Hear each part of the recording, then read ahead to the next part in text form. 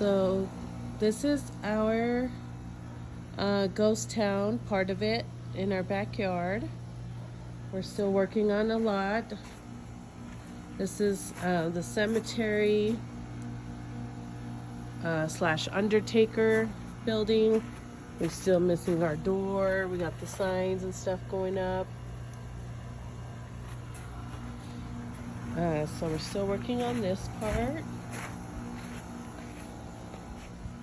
Over here we have the mission. This is what I call Cowboy Bob.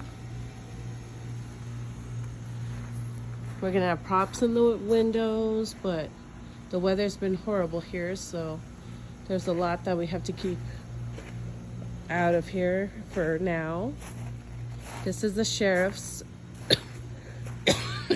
Sorry, I'm sick, not with COVID, but I have a cold.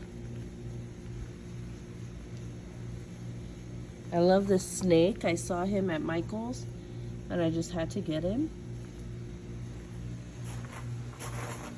Yeah, so we're getting there. I'll keep you guys posted. We're gonna cover the front of the house as well, but our HOA doesn't let us until the beginning of October, so we gotta wait to put that stuff up.